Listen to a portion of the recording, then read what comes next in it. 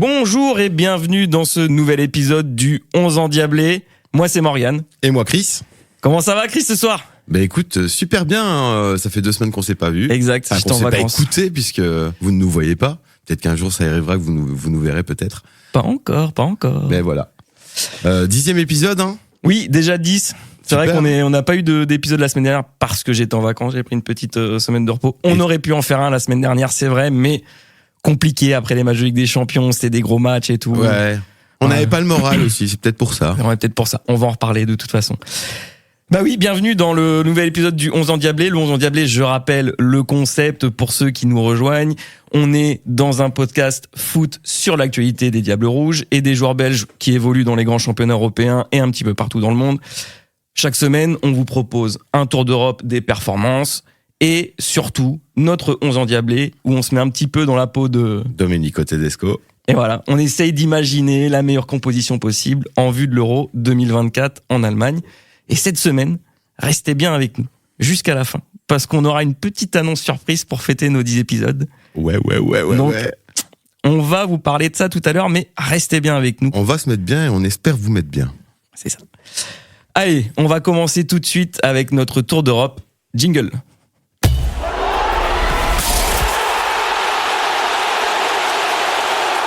Ça fait 2 semaines qu'on n'a pas fait d'épisode, donc il y a énormément de choses à discuter aujourd'hui.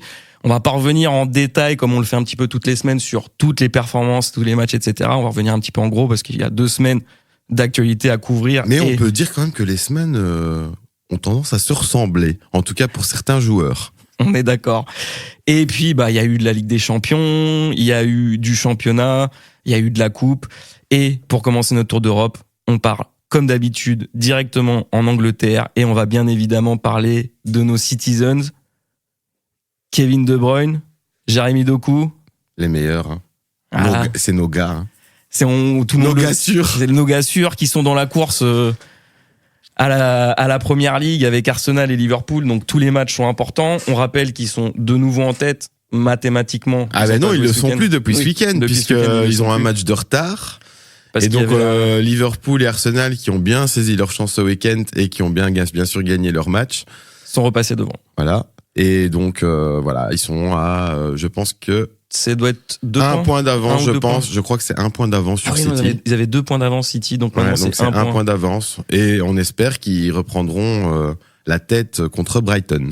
On verra ça jeudi soir. Donc Kevin De Bruyne et Jérémy Doku qui ont aussi malheureusement perdu en Ligue des Champions face au Real Madrid dans une double confrontation mythique, dantesque, même si le deuxième match était pas aussi intéressant que le premier.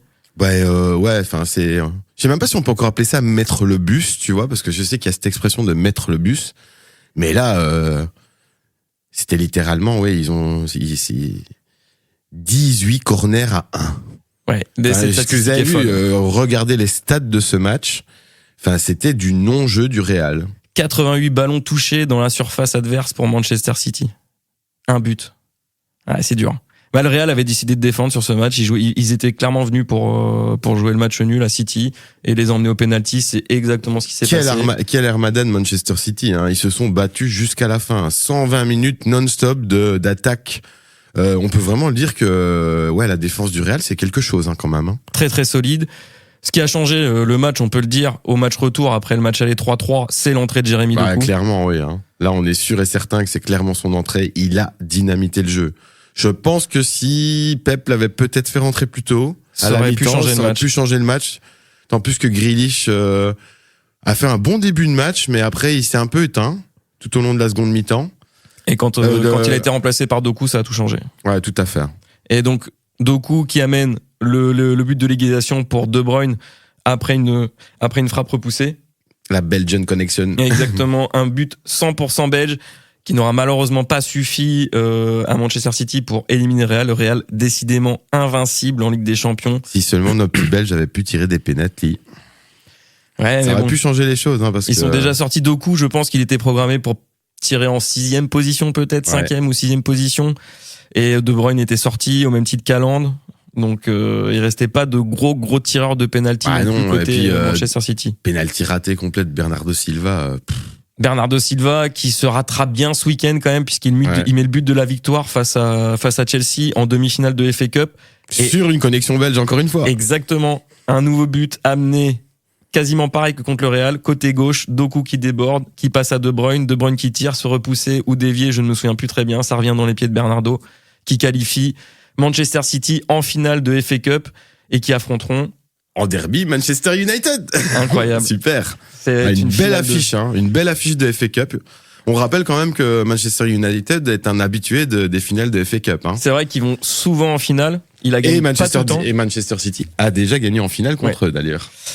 On verra ce que ça va donner. Encore des gros matchs à suivre pour Kevin De Bruyne et Doku qui continuent de porter l'équipe malgré, on le rappelle, la petite élimination en quart de finale contre le Real Madrid en Ligue des Champions. En tout cas, on peut pas dire qu'ils sortent la tête basse de cette Ligue des Champions, parce que franchement, je pense que le jeu qu'ils ont proposé quand même était pas mal. Non, puis surtout, ils sortent sans perdre.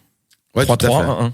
C'est pas une défaite. C'est vrai que c'est une élimination. Officiellement, c'est pas une défaite. C'est même pas une défaite officiellement, donc voilà, c'était quand même des beaux matchs. Ça s'est joué un peu. Les deux équipes auraient pu passer. Voilà, au même titre que PSG a gagné contre Barcelone et donc voilà. Rien ne s'est passé comme prévu, quoi. Pour une fois que ça tourne en faveur du PSG, allez, qu'ils prennent, c'est très bien pour eux. On va continuer en Angleterre, on va parler de Trossard avec Arsenal, donc en Ligue des Champions semaine dernière, évidemment, ils sont perdus face au Bayern Munich 1-0.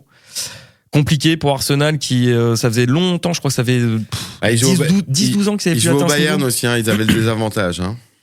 Donc ça, voilà, c'était au Bayern. Très joli but de Kimmich. Victoire 1-0 du Bayern qui se qualifie donc pour les demi-finales et qui affrontera le Real Madrid. Il y a quelques temps que le Bayern ne s'était plus qualifié pour une demi-finale, il me semble. Depuis au moins 2-3 ans. Il y a eu la finale en 2020, ils sont allés jusqu'en finale en 2020, je crois qu'ils étaient en demi-finale en 2021. Contre l'Inter, ils perdent, c'est Lukaku qui rate son but à 3 mètres du but. Exact. Et donc là, Real Madrid, Bayern Munich en demi-finale de Ligue des Champions, une demi-finale qui sent bon les années 2010, clairement, parce que c'est les clubs qui ont un peu dominé la Ligue des Champions au milieu des années 2010. On verra ce que ça donne. Et puis dans l'autre demi-finale, on aura le droit à un PSG Dortmund, donc PSG qui a battu le FC Barcelone PSG 4-1. Qui sont habitués à se rencontrer aussi. Ouais. Ils sont déjà rencontrés en 8e de finale en 2020, l'année du Covid. C'est un des derniers matchs qui s'est joué avant le confinement. Et ils se sont joués l'année dernière, je crois déjà. Ouais, ils étaient en quart. Ils étaient en poule aussi. Ils se sont joués en poule cette saison. Ouais. Où le PSG a gagné le match aller et a fait nul au match retour, si je me souviens bien. Je dis peut-être une connerie, c'est possible. Mais il me semble qu'ils étaient ensemble et je pense que l'année d'avant aussi. Puisque si je me rappelle bien, on avait encore Meunier qui était à Dortmund et il a joué contre son ancien club du coup. Exact. Ouais, donc beaucoup de confrontations. Moi, je vois quand même le Paris Saint-Germain passer sur cette demi-finale. Je pense que c'est l'année du Paris Saint-Germain en vrai. Il y a tout qui semble se dérouler comme prévu. Donc moi, je mets une petite piécette sur le Paris Saint-Germain cette saison. En un match, en une seule confrontation, en finale. Ils nous avaient quand même pas convaincus au match aller contre Barcelone, hein. Non, et ce qui est bizarre, c'est que ils font pas un si mauvais match que ça l'aller face à Barcelone, le 2-2. Oui, ils font pas. Non, le 3-2. Ils font pas un si mauvais match, mais quand même, Barcelone avait quand même dominé le match, trouvé. Et un peu chanceusement, on va dire, une égalisation quand même de Mbappé. C'est vrai. Mais moi, je tiens à signaler quand même, côté Paris Saint-Germain, cette saison, Vitinha, qui est absolument incroyable. Vitinha, incroyable. Et Barcola aussi, je trouve qu'il a fait un très bon match aussi. Qui va sans doute jouer avec l'équipe de France à l'Euro 2024. Potentiel futur adversaire des Diables Rouges. On verra.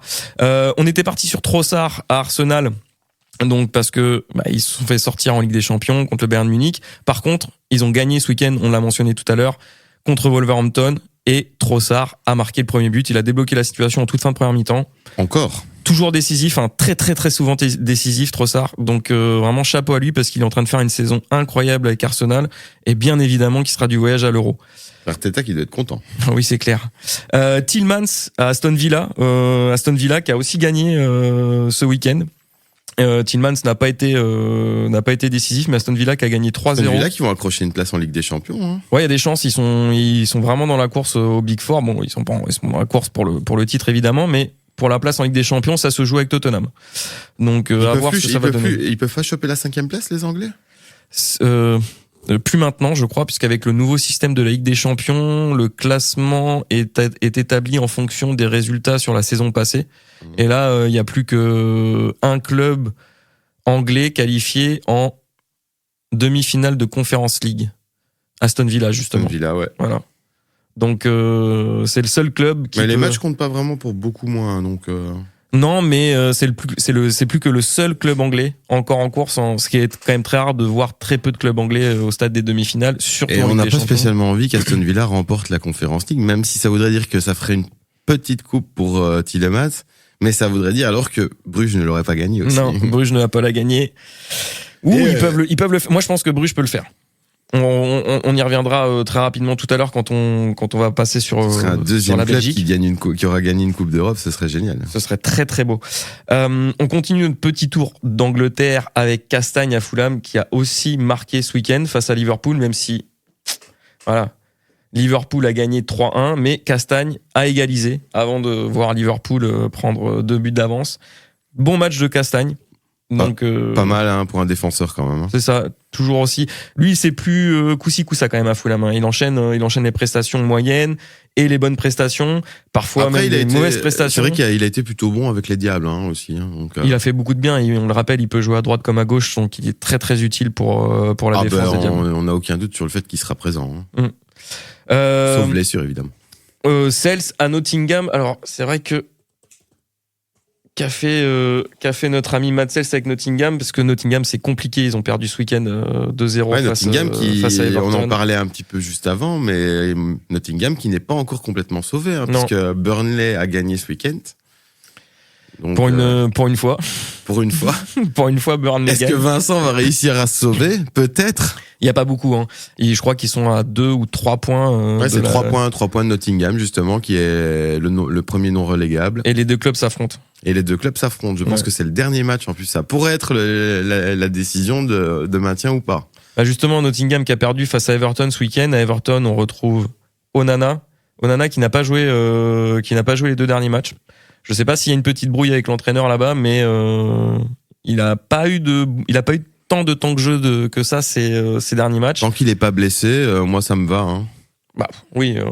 Il nous a été quand même vachement utile. On l'a vu lors du dernier rassemblement et on était content d'avoir tort par rapport à justement son profil. Mais encore une fois, il a été plus que convaincant dans la défense centrale. Et puis il a été bon milieu. Quand il est devant la défense, c'était clairement avoir un 5e défenseur. Donc ça peut être pas mal. Il sera du voyage à l'Euro de toute façon. Oui, c'est un des petits chouchous de Tedesco. Et on devra suivre aussi le mercato, hein, parce qu'on n'a aucun doute sur le fait qu'il va bouger de Everton. Ouais. Il y a des gros clubs qui sont intéressés. On en reparlera. Woodface aussi à Leicester. Donc là, on quitte la Première Ligue. On va en Championship. Leicester qui est toujours premier. Il reste 4 journées sur les 44 journées de Championship, puisque c'est un championnat à 24 équipes. Ils peuvent assurer la montée. Il y a 3 montants, non? Il y a 3 montants en plus. Ouais, donc il y a de grandes chances. Hein. Voilà, Woodface qui sera certainement de retour en Première Ligue, Leicester, et avec Vardy, puisque Vardy continue de jouer là-bas, il continue de planter. On a parlé de Burnley qui a gagné, très bonne surprise, donc il peut se sauver. À Burnley, on a appris quand même cette semaine un joueur qui avait été appelé avec Tedesco plusieurs fois depuis qu'il est arrivé à la tête des Diables Rouges. C'est Al-Dakhil qui ne jouera pas l'Euro. Parce qu'il est blessé et qui sera pas remis à temps de toute façon. Donc lui, c'est pas on n'a plus entendu parler de lui depuis des mois hein, en même temps. Non, Al-Dakhil, hein. Mais il avait toujours été là quand il était disponible avec Tedesco. Oui. En même temps, on n'avait pas beaucoup de choix en défense, donc c'est vrai. Maintenant, aller prendre un défenseur qui est clairement dernier de Première Ligue, c'est un peu compliqué. Hein. Ouais. Enfin, pas dernier, mais bon, on s'est compris. Voilà. Au moins, lui, c'est forfait pour l'Euro, donc on ne verra pas Al-Dakhil en Allemagne cet été.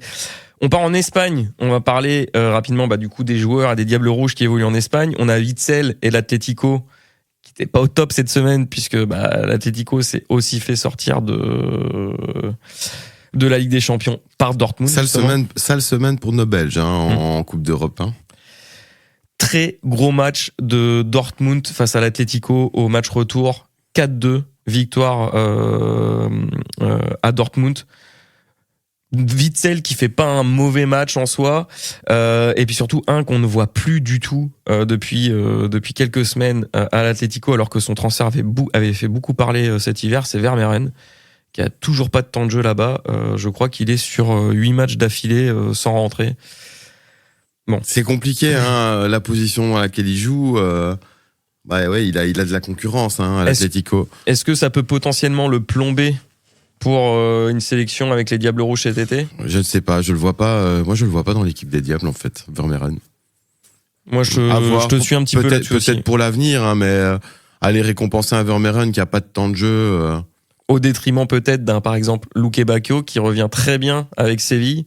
Buteur la semaine passée face à Las Palmas. On rappelle aussi qu'il a été plus que convaincant lors du dernier rassemblement avec les Diables. Hein. Il a apporté beaucoup de dangers, très actif sur le flanc droit. Il a pas joué énormément, mais il a été bon.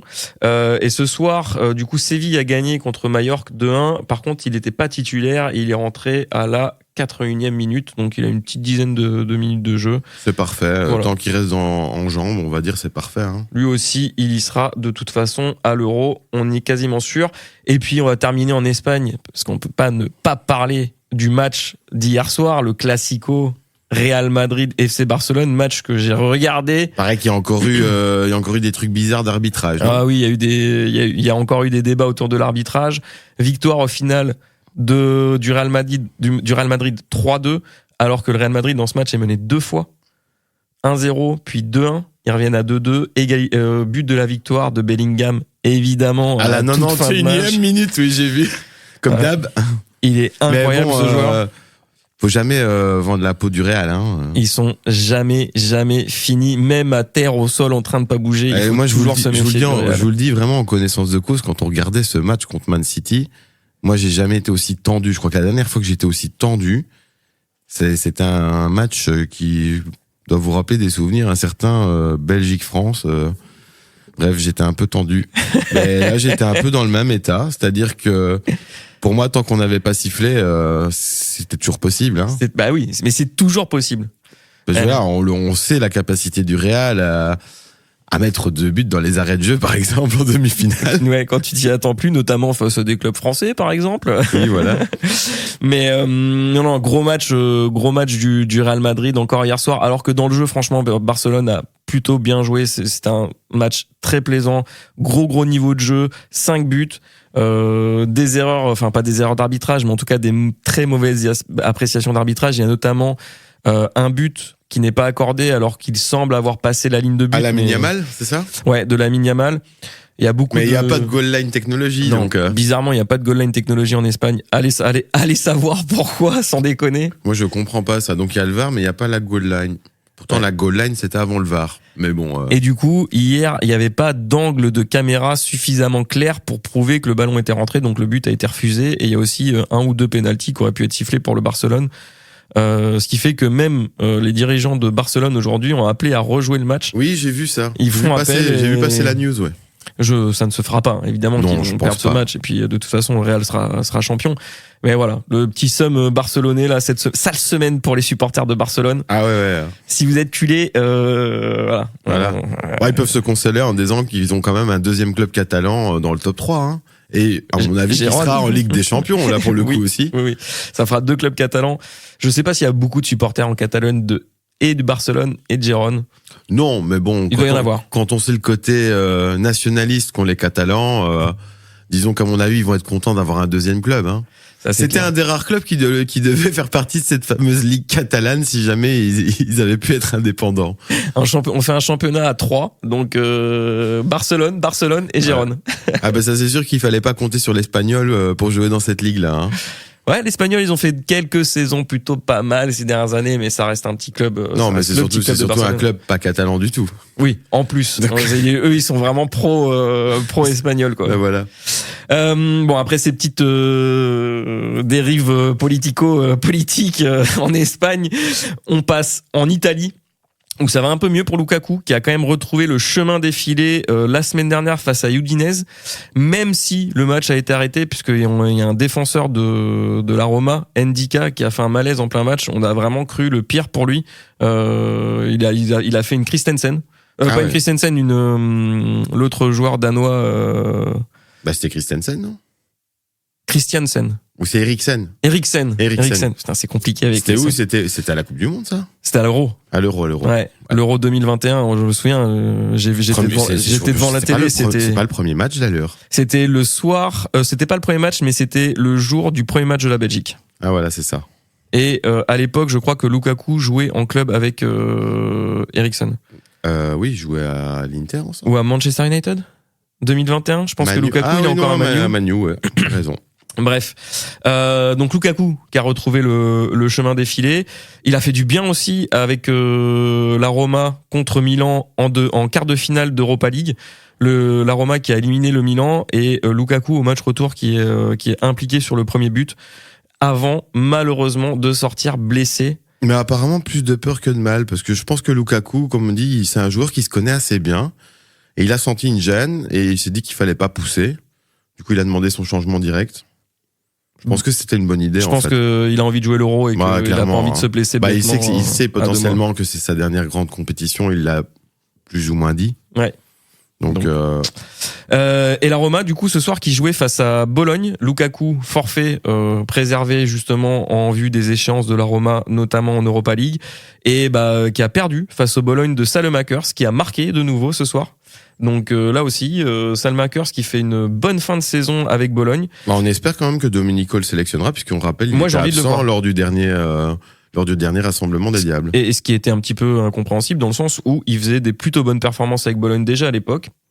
Et que c'est un joueur qui peut jouer quand même à plusieurs postes sur le terrain. Peut-être que pour Domenico, Saelemaekers, c'est une certitude, il sait qu'il va le prendre.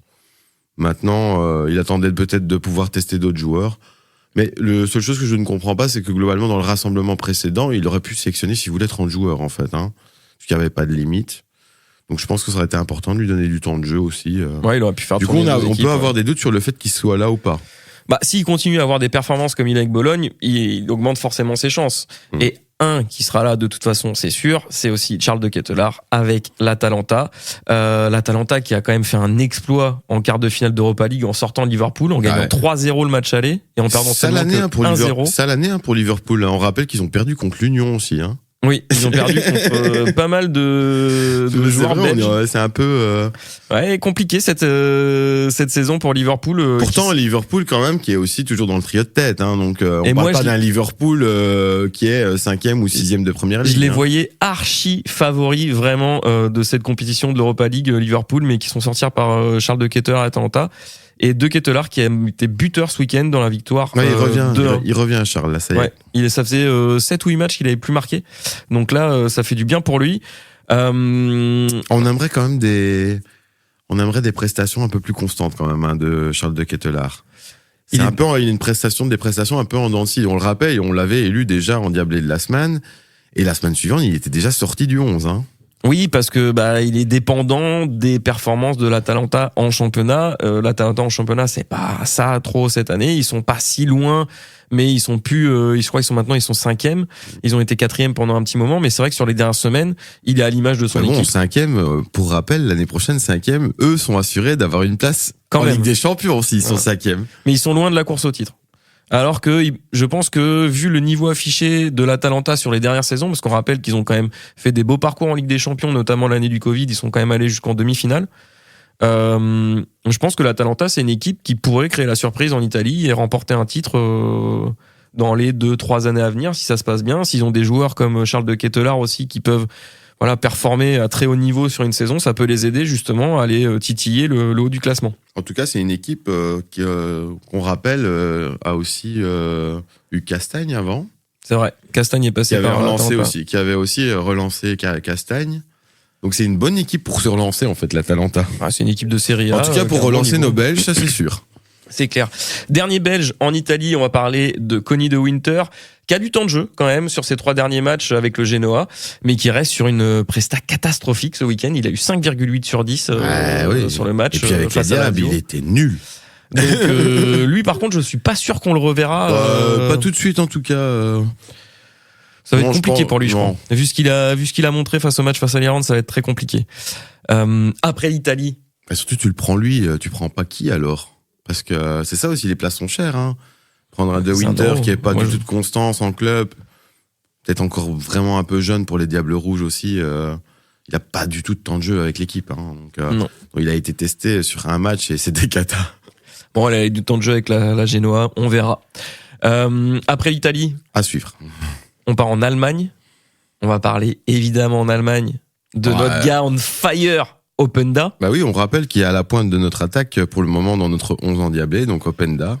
Toujours on fire à Leipzig. Et Openda, c'est 4 buts, 2 assists sur ses 3 derniers matchs. Buteur ce week-end encore face à Heidenheim. Ouais, bah écoute, chapeau. Il est décisif toutes les 45 minutes, toi. Il doit avoir un ratio assez incroyable parce que il plante, il fait marquer. J'espère vraiment que pour lui, ça va donner quelque chose avec les Diables. Ça va venir. Faut le temps, en fait. Et il reste jeune, hein, de toute façon, Openda. Et bien sûr. Et puis là. Et la saison qu'il fait en ce moment avec si on voit quand même ces 2 dernières saisons, il est encore en progression, là. Hein, et il est en progression dans un championnat plus relevé. Openda, c'est 45 ou 46 buts sur ces 2 dernières saisons, je crois. Ouais, c'est ou 44. Plutôt pas mal. Hein. C'est très bien. Troisième buteur de Bundesliga, derrière l'indétrônable Harry Kane, je crois qu'il a 10 buts d'avance. Il doit être à 33, lui, je pense. Donc 9 buts, je pense, d'avance. Ouais, ça doit être quelque chose comme ça. Et Guirassy, je pense qu'il doit être à 2 ou 3 buts de Guirassy. Guirassy qui a marqué ce week-end ou le week-end dernier. Voilà.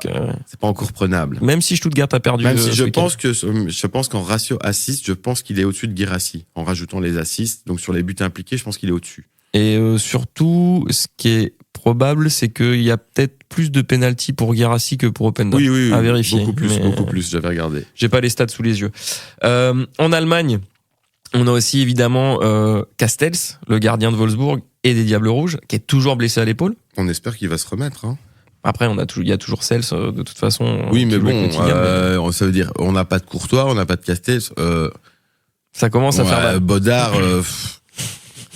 voilà quoi. Enfin, non. Le Standard ne fait pas une grande saison et d'ailleurs, ils ont encore été bien mauvais ce week-end, donc. C'est non. C'est non.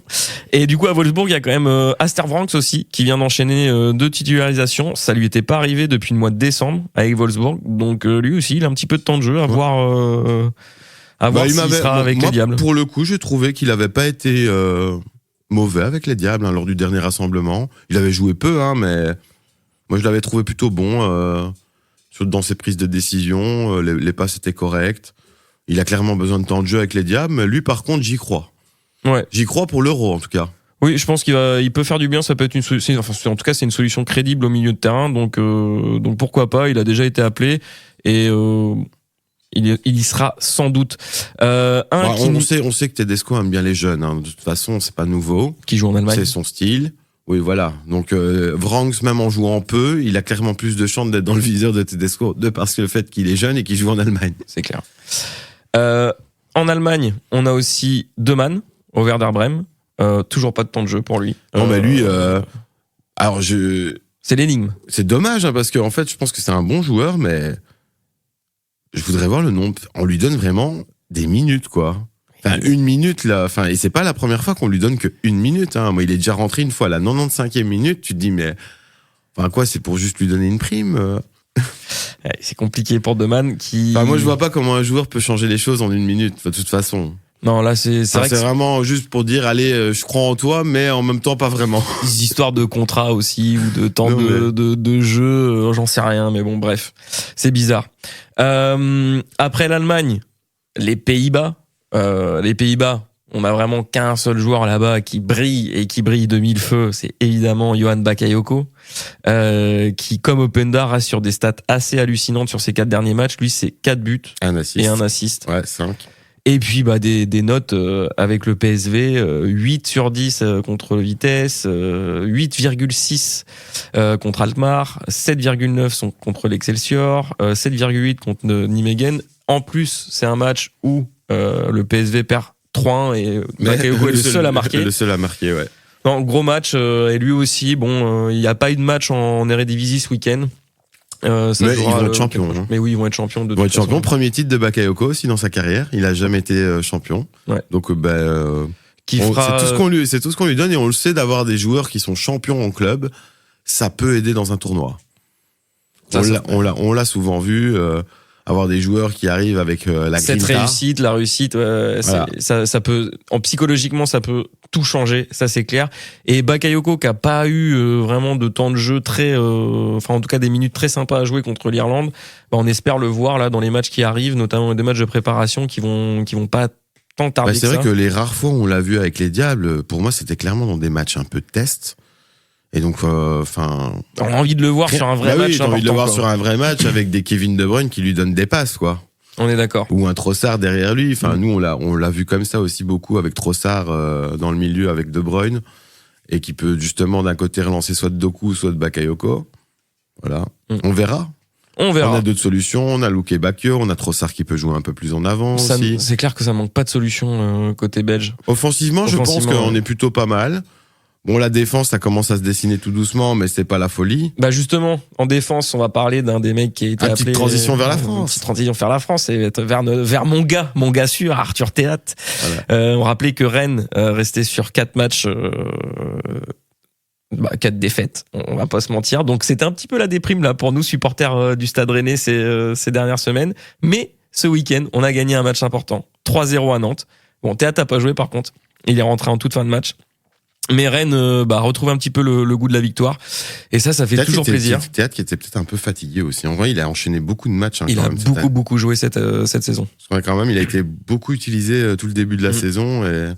Mais bon, ça sent pas très bon quand même pour Rennes dans la course à l'Europe. On est 7e. Il y aura peut-être la 7e place qui sera qualificative en fonction de la victoire du PSG en championnat. Voire même, je pense que même si le PSG gagne la Ligue des Champions, ça peut libérer une place supplémentaire en championnat. Donc à suivre. Mais ça dépend de pas mal de choses, de la victoire en Coupe de France aussi. Bref, mais voilà. Est-ce que Théat peut rester? Vous jouez en Coupe de France encore? Non, il s'est fait sortir par le PSG d'ailleurs. Par le PSG justement. Mais est-ce que Rennes peut conserver Théat la saison prochaine s'il n'y a pas de Coupe d'Europe? J'ai du mal à y croire. Je pense que Théat sera amené à bouger. À voir aussi selon les résultats de l'équipe de Belgique lors du tournoi. ça pourrait. On le rappelle, Doku qui avait fait sensation au dernier Euro, et ça lui avait assuré clairement un bon transfert. Il est parti la saison d'après, mais c'est clair que le prix a augmenté de fou, et bon. On rappelle que Rennes a pris un bon petit billet avec notre ami Jérémy Doku. Ça fait plaisir. Et on le remercie pour ça. En France, on va aussi parler de Mangala et de Fofana à Lyon. Lyon qui a perdu ce week-end face au PSG 4-1. Fallait s'y attendre quand même. Le PSG qui sortait d'une victoire 4-1 face à Barcelone. Autant te dire qu'ils allaient faire du petit lait de Lyon. À Lyon, Fofana... a marqué il y a pas si longtemps, mais il a pas joué là le match hier soir. Et Mangala, force est de constater que Fofana ne joue pas beaucoup, mais il met quand même des buts malgré le fait qu'il joue pas beaucoup. C'est vrai et je pense que ça peut être une surprise pour l'Euro. On en reparle tout à l'heure. Mais un dont on voulait vous parler, c'est Mangala qui a plus joué depuis 6 matchs avec Lyon. Il est blessé, non? Il était blessé, mais ça fait 2 matchs qu'il est revenu, et hier il est resté sur le banc alors qu'il aurait vraiment pu apporter face au PSG. Donc un peu surprenant là de ne plus voir Mangala. L'entraîneur, peut-être qu'il n'était pas encore à 100% non plus. Ouais, peut-être que l'entraîneur le sent pas à 100%, qu'hier il s'est dit que ça servait à rien de le relancer dans un match face au PSG où ils allaient sans doute prendre une braille. Donc voilà. Même si bon, pour Lyon, on rappelle quand même qu'ils font une deuxième partie de saison assez extraordinaire. Ils étaient derniers ou avant-derniers à la trêve. Ils sont revenus à la 8e ou 9e place. C'est assez dingue. C'est Lyon quand même. Oui, ça fait plaisir de voir Lyon revenir, mais un petit peu déçu de pas voir Mangala jouer un petit peu plus. On verra peut-être ça dans les prochaines semaines, et notamment avec la finale de la Coupe de France face au même PSG le 25 mai prochain. Pas très longtemps avant le début de l'Euro, donc il y a plus de chances qu'il joue là. On croise les doigts pour lui. Après la France, on revient dans le pays qui nous accueille, la Belgique. On va parler des playoffs, et des tristes playoffs, voire des playoffs catastrophiques pour nos amis de l'Union Saint-Gilloise. C'est dur, c'est dur en ce moment. 4 matchs, 4 défaites. J'ai l'impression que les années se ressemblent, mais vraiment. Ils ont la poisse en playoffs. Comment démarrer les pires playoffs de leur histoire? 4 défaites de suite. Et pas un seul match gagné. Et ils sont même pas largués. C'est ça qui est fou, c'est qu'en 4 défaites, ils sont même pas largués. Non, mais ils sont toujours à 3 points de la première place. Ils ont un bon karma parce que sérieusement. C'est mais bon, là, ils sont quand même fait dépasser par Bruges. Hein. Oui, Bruges qui a gagné justement à l'Union au Stade Marien ce week-end. J'ai pas vu l'entièreté du match, je me suis connecté, en tout cas j'ai vu la dernière demi-heure du match à partir du moment où l'Union était à 11 contre 10. Du coup j'ai regardé quand même le résumé derrière pour voir ce fameux but encaissé par Anthony Morris sur un dégagement un peu ridicule, franchement. Anthony Morris qui est pas sur des super matchs. Non, c'est 4 matchs et pas mal de cagades sur ses playoffs. Donc j'espère qu'il va devoir se reprendre parce qu'il faut pas qu'il oublie qu'il joue un match amical contre nous avant l'Euro. En plus, donc c'est l'occasion Anthony, mais sinon Lukaku cette fois-ci le match sera compté, hein. Donc si c'est un triplé, c'est un triplé. Hein. il y aura pas de nanani nanana. Non, on vous rappelle ce dernier match où on a affronté le Luxembourg où Marc Wilmot ça fait un changement de trop et donc le match n'a pas été validé et voilà pourquoi Lukaku a été décrédité de 3 buts puisqu'il avait mis un triplé ce jour-là, son premier d'ailleurs avec les Diables.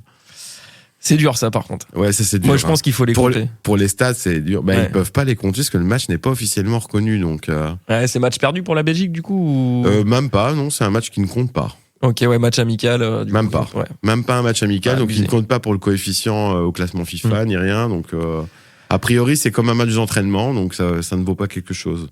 En tout cas, Anthony Morris et les Union Boys, hein, les mecs de Saint-Gilles, vont devoir se remettre vite la tête à l'endroit parce que là, il y a quand même une triple confrontation qui les attend face à Antwerp. Donc, en championnat cette semaine, en championnat ce week-end et en finale de Coupe de Belgique jeudi prochain. Et on y sera à la Coupe de Belgique. On y sera. Peut-être petite surprise, on verra. Mais c'est pas la surprise dont on vous avait teasé au début. Attention, peut-être petite surprise pour la finale de Coupe de Belgique. On vous fera peut-être un des petits épisodes spécial, mais c'est pas la surprise qu'on vous a promis. Restez bien avec nous. Des jeudis football en prévision. Des jeudis football en prévision. Indice. Pour terminer sur la Belgique, on va évidemment aussi parler d'Anderlecht, puisqu'à Anderlecht, on retrouve quand même Vertonghen et De Bast. De Bast qui était suspendu pour le match face, si je dis pas de bêtises, c'était Genk ce week-end ? Non, c'était pas Genk. Je sais plus, je suis perdu. Mais en tout cas, Anderlecht n'a pas profité de la défaite de l'Union puisque eux aussi ils ont perdu. De Bast était suspendu. Vertonghen a fait un plutôt bon match. Mais regarde, il te manque De Bast, tu perds Torgan Hazard qui est out pour tout le reste de la saison. Maintenant, c'est confirmé. Ouais, compliqué. Voilà. C'était quand Anderlecht ? Non, je ne vois pas le résultat. Mais bref, voilà. Anderlecht est quand même toujours premier au championnat. À 2 points, on retrouve Bruges derrière et à 3 points, Saint-Gilles. Ça, c'est le top 3. Donc, ça ressemble un peu à ce classement de première ligue presque. On a un trio de tête dans 3 points là. On va pas se mentir, on n'est pas sur les mêmes standards, mais ça y ressemble un petit peu. Ça c'était tout pour la Belgique. Un petit mot quand même pour Torgan Hazard. On en avait parlé dans les épisodes précédents. On s'était un petit peu posé la question de savoir pourquoi lui n'avait pas été appelé avec Tedesco. De toute façon là, il le sera pas. Puisqu'il s'est fait les croisés la semaine dernière, justement lors du match face à l'Union.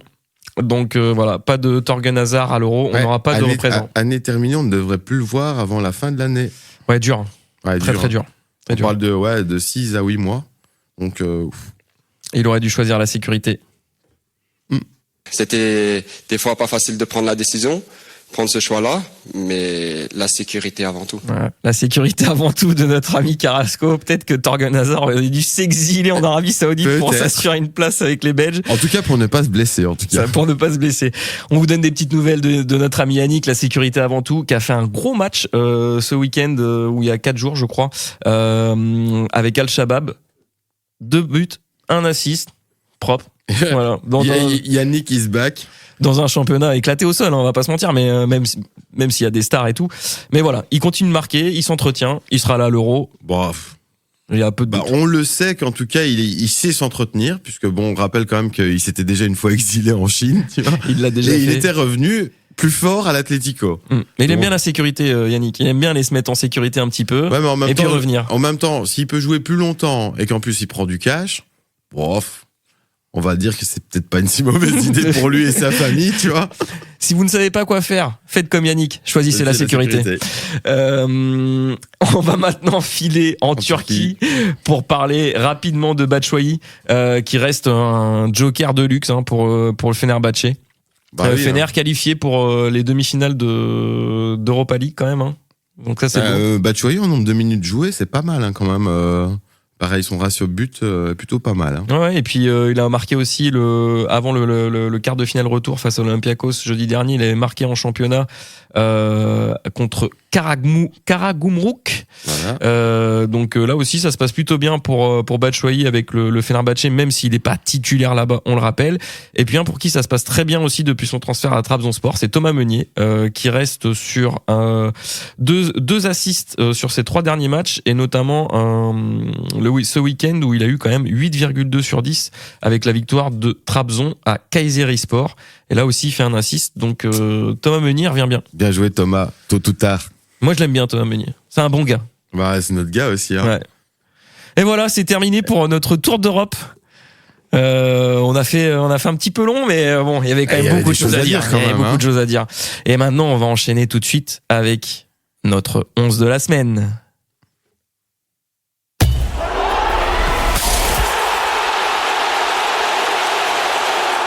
Et on est de retour avec le 11 de la semaine. Je sais pas pourquoi je dis on est de retour, parce que on vient juste d'enchaîner en fait, mais bon, bref, c'est pas grave. Le 11 de la semaine, on vous rappelle notre 11 du dernier épisode d'il y a 2 semaines. On avait mis Sels dans les buts, Theat, Vertonghen, De Bast, Meunier en défense, Tielemans, De Bruyne, Trossard au milieu, et devant Doku, Openda et Bakayoko. Oui, Openda, parce que Lukaku, même s'il a remarqué un but, c'est quand même pas si fou que ça en ce moment. Il est un petit peu blessé aussi. Et il est un petit peu blessé. Et donc là, du coup, Openda, qui est on fire avec Leipzig, il mérite entièrement sa place à la pointe de l'attaque. Et puis cette semaine... Doku et Bakayoko... Voilà. Pour moi, ils sont indiscutables aussi. Ils sont indiscutables. Tielemans, De Bruyne, Trossard. Pareil, indiscutable aussi.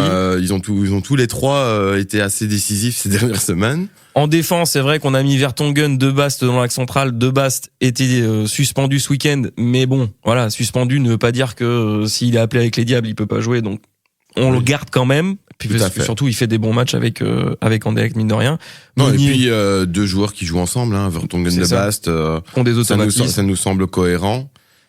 Ça peut être finalement, plus ça avance, plus j'y crois quand même à cette charnière Vertonghen, De Bast, à voir vraiment contre des équipes un petit peu plus virevoltantes, parce que Vertonghen, il est quand même, il porte son âge malgré tout, mais la bonne combinaison entre l'expérience de Vertonghen et la jeunesse, et aussi l'excellente vision de jeu et d'anticipation et de relance de Bast. Et puis on ne sait jamais, dans une configuration avec un Onana devant, ça peut aussi aider.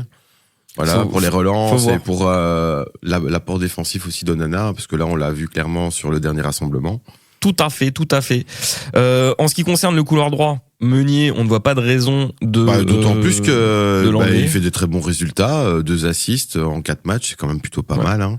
Et le pour un défenseur, on le rappelle. Pour un défenseur. Et le seul changement finalement qu'on va faire dans notre 11 de la semaine, ça va être mon gars sûr. Ah ouais, c'est ton gars sûr. C'est mon gars sûr, c'est Arthur. Ah ouais, ça nous fend le cœur. Le seul joueur qu'on n'a pas encore sorti de notre 11 de la semaine. Il était dans toutes nos équipes. Et je pense que d'ailleurs c'était le seul à être là depuis le début. C'est possible. Puisque même De Bruyne était sorti parce qu'il était blessé, on le rappelle. Il faudra qu'on fasse un résumé une fois, un peu, de voir toutes nos compositions. Ça fait déjà 10 épisodes, comment ça a évolué. Je me suis dit qu'à la fin de l'Euro, ça serait intéressant que je fasse peut-être une animation avec toutes nos compos de jeux qui s'enchaînent en fait. Ouais, ça serait on pourrait faire un petit time-lapse de nos compos. Bonne idée. Donc voilà, et Theat, malheureusement, cette semaine, il n'était pas titulaire face à Nantes. Nantes. Et puis, il est resté sur 4 défaites en étant titulaire avec le Stade Rennais. On va dire qu'il avait encore un petit peu de chance d'être dans le 11 parce que il y a pas beaucoup de solutions à gauche. Mais alors, on met qui à gauche? Qui on va mettre? Un joueur qui peut jouer et à droite et à gauche. Et qui joue en Angleterre. On en a qu'un seul, c'est Timothy. Voilà. Castagne qu'on va mettre à gauche. Oui, c'est une très bonne solution. On l'a vu, et ça c'est une solution que Tedesco a testée et qui a fonctionné. Meunier à droite, Castagne à gauche. Voilà. Moi, j'ai toujours bien aimé les voir jouer ensemble. C'est pas arrivé très souvent. Mais depuis le début que Castagne joue avec les Diables Rouges, on l'a toujours dit, c'est un potentiel back gauche comme un back droit. Donc, même si c'est vrai que plus souvent, il joue à droite, en tout cas, à gauche, je vois pas de différence. Et dans une configuration de jeu face à une équipe reculée où t'as beaucoup de ballons, Castagne, c'est aussi un peu un joueur qui peut jouer presque ailier, milieu excentré, ailier, quoi. Disons que ce qui est intéressant, surtout dans la compo d'équipe qu'on a actuellement, c'est-à-dire avec un milieu assez plat. Oui. Donc, on rappelle, on a mis Tielemans, De Bruyne, Trossard sur la même ligne du milieu de terrain. Aussi, avec la possibilité, chacun de leur côté, de pouvoir distribuer des ballons, soit à Openda directement, soit à Bakayoko ou Doku, ou en transition. Mais ce qu'on attend aussi, c'est justement, ça libère aussi le couloir, pour faire monter des Meunier et des Théâtres. Et on sait qu'ils adorent ça. D'ailleurs, voilà, si Thomas Meunier met des assists, c'est pas pour rien. Ouais. Et Théâtre, généralement, quand il joue dans le couloir gauche, il est souvent très bon. Là, ce sera Castagne. Deux joueurs quand même qui ont des bonnes finitions, hein, pour des défenseurs. Voilà, on a quand même des défenseurs qui sont capables de mettre des assists, parfois même des buts. Hein. On le rappelle, Meunier a souvent buté aussi, et pareil pour Castagne. Hein. Donc, des profils finalement assez similaires, avec l'avantage qu'il y en a un qui est interchangeable. Exactement, et ça peut être vraiment utile dans une compétition comme l'Euro. Donc voilà notre 11 de la semaine. Dans les buts, on va laisser évidemment Mads Sels, puisque c'est pas les solutions qui se bousculent au portillon en ce moment pour le poste de gardien. Pas de chance pour lui, par contre, c'est que Nottingham, c'est pas la folie non plus. Hein. Non, mais bon, voilà. Et au moins il joue et il est plutôt bon. Donc après, il est pas aidé par sa défense et par le niveau de l'équipe. Hein, on va pas se mentir. Non, mais d'ailleurs, petite stat à prendre pour la semaine prochaine, peut-être, c'est de voir le nombre d'arrêts en fait qu'a eu déjà Mads Sels depuis qu'il est à Nottingham. Je pense que ça doit être assez énorme. Hein. Et on le compare à celui de Kaminski à Luton. Mais oui, mais voilà, on a des joueurs, on a clairement des gardiens qui ont du travail là. Hein. Ah oui, parce que là ils font ça face à des attaques de première ligue. C'est quand même pas rien. Hein. Ils s'emmerdent pas, ça c'est clair. Les grands sont bien chauds. Après notre 11, on va aussi élire notre endiablé de la semaine. Il y a débat, hein. Il peut y avoir débat parce que les choix sont larges. Mais par contre, il y en a un qu'on n'a pas encore récompensé depuis qu'on a fait l'endiablé de la semaine. Oh, parle-moi bien, Chris. Ben oui, je pense que ça va te plaire. C'est parce qu'en fait, on attendait finalement qu'il se réveille. Lui qui avait fait un si beau début de saison, alors que personne ne l'attendait justement en début de saison. Et c'est peut-être pour ça. C'est parce que justement personne ne l'attendait que ça a bien fonctionné le début de saison. Après, on le sait, la première ligue, c'est une difficile adaptation. Mais on parle évidemment de notre gars sûr aussi, Jérémy Doku. Parce que bon, que du love. Je sais pas si vous avez vu ce but où il slalome dans la défense, c'était incroyable, et qui termine par un petit pont. Moi, je vous dis, c'est un but à la Maradona, hein. Franchement, magnifique. Hein. Il s'est joué, et alors là, sur les deux assists, pré-assists qu'on peut dire qu'il met aussi sur les. Et c'était face à Aston Villa en plus. Hein. Ouais, tout à fait. Hein.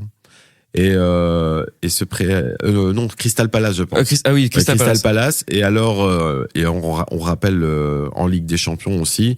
Il est à l'origine de l'égalisation de Kevin De Bruyne. Certes, ça a été dévié entre-temps par, je pense, par un défenseur. Mais force est de constater que la connexion belge fonctionne et que de coup, et de semaine en semaine, de plus en plus décisif. Décisif aussi ce week-end coupe, face à Chelsea. Tout à fait. Encore une fois sur une action assez similaire. Et donc voilà, Jérémy Doku, endiablé de la semaine, pour la première fois. Et puis moi, on va vous révéler notre petite surprise. Puisque c'est un joueur qu'on va aller voir en vrai, ou en tout cas qu'on espère voir en vrai, puisque oui, mesdames et messieurs, nous serons à Brighton jeudi prochain pour aller voir Brighton-Manchester City dans le COP. Ce jeudi, on peut dire. Des Citizens. Pas jeudi prochain. Ah oui, ce jeudi, c'est le prochain jeudi, mais ce jeudi, on sera à Brighton avec les supporters de Manchester City. Et si vous nous cherchez, petite info, on aura un drapeau belge.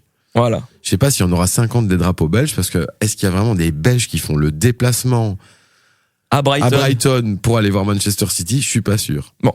Voilà. On a la chance de pouvoir aller à Brighton, ça tombe pile poil pour une conférence à laquelle on participe pour notre travail en dehors de ce podcast. Oui, parfois les planètes peuvent s'aligner. Oui, là ça s'aligne. Les dieux du foot sont avec nous. Ils voulaient qu'on voit ce match et oui, voilà. On va le voir. On va voir à Brighton. Brighton, on rappelle aussi qu'il y a le club frère de l'Union Saint-Gilloise, puisqu'ils font partie de la même galaxie de clubs. Et donc voilà, rien que pour ça, c'était déjà très chouette de pouvoir potentiellement aller à Brighton, voir peut-être un match ou aller voir le stade. Mais contre Manchester City. Parce que bon, aïe. Disons que c'est notre équipe, hein, voilà. Hein, donc aïe. On a nos 2 meilleurs joueurs qui jouent là. On va voir Kevin De Bruyne et Jérémy Doku en vrai, ça va être trop bien. Et les autres, et Guardiola et compagnie. T'as que des stars. Oh là là, je vais voir Bernardo Silva en vrai. C'est trop bien. C'est trop bien. Ouais, Jack Grealish. On va voir Jack Grealish en vrai. On ne doute pas, hein, vous êtes tous des gros fans de foot, tous ceux qui nous écoutez. Je suis sûr que vous serez comme des oufs aussi. C'est un match de Première Ligue. Ça n'arrive pas tous les week-ends. Ben, surtout qu'on le sait que tous ces matchs, potentiellement pour Manchester City, sont des finales. Hein. Donc ils peuvent pas dire d'en perdre un ou de mettre la pédale douce. Non, il faut gagner absolument. Parce que là, globalement, s'ils perdent ce match, ben ils perdent leur première place. Là, ça va être très très compliqué. Ils ont plus le droit à l'erreur. Donc nous, évidemment, on espère que Kevin De Bruyne et Jérémy Doku seront titulaires et à minima rentreront dans le match.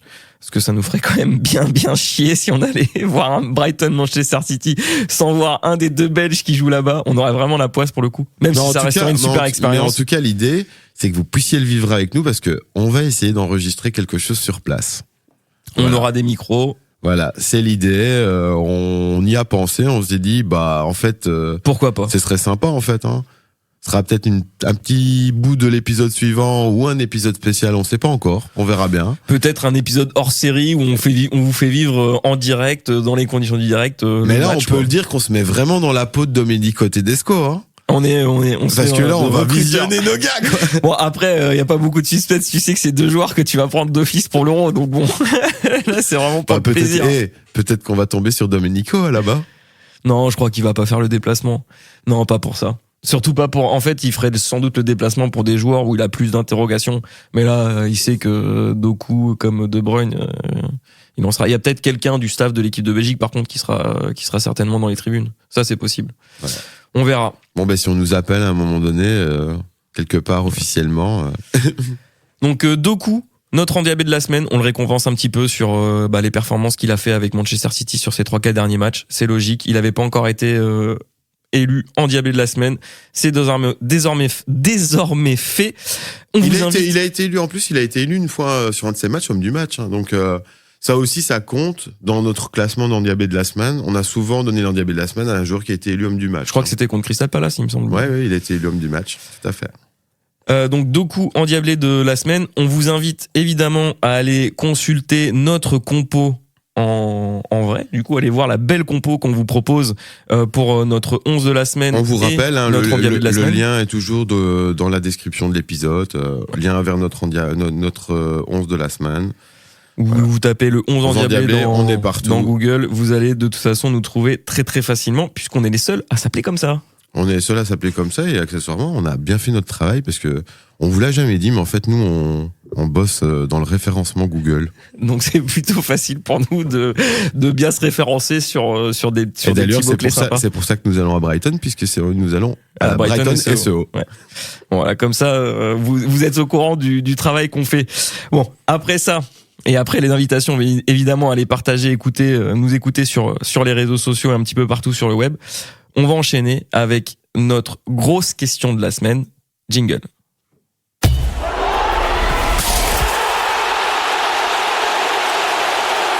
Et on reste évidemment dans l'univers des Diables Rouges parce que moi j'avais envie de me poser cette question et de vous poser cette question. Est-ce qu'à un mois de la liste de Tedesco pour l'Euro 2024, est-ce qu'on peut encore voir des surprises ? Honnêtement. Parce que là, c'est vrai qu'on vient de faire un gros tour d'Europe. On a revu ensemble toutes les performances des Diables Rouges sur les 10-15 derniers jours. Moi, en l'état, je vois pas spécialement de grosses surprises, mais je pense qu'il pourrait quand même y en avoir une ou deux. Et je parle ici de joueurs, notamment comme Sardella, à Anderlecht. Jeune joueur belge, appelé avec les Diablotins, qui pourrait très bien... Mais qui a jamais encore été appelé avec les Diables Rouges. Non, mais il pourrait faire partie des surprises. Avant la mauvaise passe de l'Union, on avait aussi Castro Montes à l'Union Saint-Gilloise qui était pressenti pour... Castro Montes que j'aurais bien aimé voir au dernier rassemblement. Malheureusement, Tedesco on a décidé autrement. On a Malik Fofana aussi, de Lyon. Malik Fofana, par contre, qui quand même malgré son jeune âge, fait plutôt quand même une bonne petite saison, vu le peu de temps de jeu qu'il a. Ouais. Il a quand même marqué 2 ou 3 buts déjà, il me semble. Donc c'est plutôt pas mal pour un joueur qui arrive. Ouais. Et donc on a aussi des joueurs comme Hugo Siquet, Arne Engels à Augsbourg, Elliot Matazo, Mandela Keita qui avait été aussi appelé dans notre rassemblement. Voilà, il pourrait y avoir dans ces joueurs une petite surprise. C'était notre grosse question de la semaine. Et on essaiera d'y répondre ou donner des éléments de réponse un petit peu plus détaillés dans notre article sur notre site. Allez consulter ça. Et on y sera bientôt, la liste de Dominique. C'est dans un mois. C'est dans un mois exactement. On vous fera peut-être des petites émissions spéciales. Dans 3 ou 4 épisodes, du coup, on y sera presque. C'est ça. Cette semaine, on voulait vous proposer aussi une petite image assez étonnante. Enfin, une image ou en tout cas un petit reportage, vous pouvez les consulter. C'est une équipe féminine invaincue dans un championnat de garçons en Angleterre. On parle d'un championnat de moins de 12 ans, certes, mais c'est une équipe entièrement féminine qui a gagné le championnat en étant invaincue. Assez incroyable. Contre 11 autres équipes de garçons. Ça doit envoyer du petit bois. Franchement. Allez voir ça. Est-ce que c'est une vraie équipe féminine ou Ah, c'est une vraie équipe. C'est moins de 12 ans, donc ça reste un petit championnat, mais c'est assez pro et tout. Non, franchement, c'est grosse performance. Comme quoi, parfois le foot féminin peut surpasser à un niveau moindre, c'est sûr, mais surpasser le football masculin. De toute façon, on souhaite le meilleur pour le football féminin. On rappelle aussi que pour la première fois, la chaîne de service public a acquis les droits du football féminin. Je trouve que quand même, il y a un bon message en tout cas qui est... il faut promouvoir. Tout à fait. Ça c'est clair. C'est et de plus en plus de femmes qui adorent le foot aussi. On connaît nous en plus. On connaît même une ultra. Big up à Chichi d'ailleurs. Comme d'habitude, petite dédicace. Donc. Voilà, ça c'est quand même important aussi parfois de parler un peu de football féminin parce qu'on est dans une émission full football masculin, mais mettre un petit peu de la lumière sur le football féminin, il y en a besoin et c'est important de le faire justement pour que ça gagne en notoriété et que les gens s'y intéressent de plus en plus. L'énorme carton rouge de la semaine, moi je voulais le mettre à Cardiff. J'ai envie de les insulter. Ah mais c'est scandaleux. Ces fils de parce que franchement les mecs viennent réclamer 120 millions d'euros à Nantes en préjudice dans l'affaire Emiliano Sala. Donc ce joueur argentin qui est malheureusement décédé dans un accident d'avion il y a 5 ans pour son transfert entre Nantes et Cardiff. 5 ans après, Cardiff vient réclamer 120 millions d'euros à Nantes. Il y a vraiment aucune honte de la part de ces gens-là. Mais c'est incompréhensible. Comme on dit chez nous, ils peuvent se brosser. C'est incroyable. Franchement, je voulais vraiment mettre ce énorme carton rouge. J'espère que ça va rien donner parce que c'est absolument ça va honteux. Rien donner, je vois pas ça. C'est honteux, honteux, vraiment c'est honteux. Aïe. Bref, énorme carton rouge, des choses qu'on ne veut absolument pas voir. Et puis on va terminer aussi rapidement avec les matchs de la semaine à regarder. On a, pour aller un petit peu rapidement, beaucoup de matchs de Première Ligue cette semaine. Arsenal-Chelsea, Brighton-Manchester City qu'on ira voir. Ouais. Aston Villa, Chelsea en Première Ligue aussi samedi. Tottenham, Arsenal dimanche. Folie furieuse. Beaucoup de matchs de Première Ligue, c'est le championnat le plus intéressant.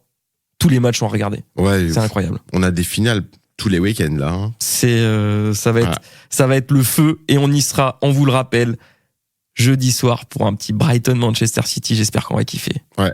J'espère qu'il fera bon et chaud parmi les supporters de Manchester City. Parce que franchement, j'ai regardé, par contre, il va faire que 10 degrés. Ouais, mais on va chanter. Ouais. On va chanter, t'inquiète pas.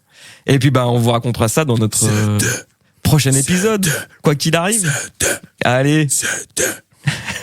Bonne soirée, à la prochaine. Allez, bisous.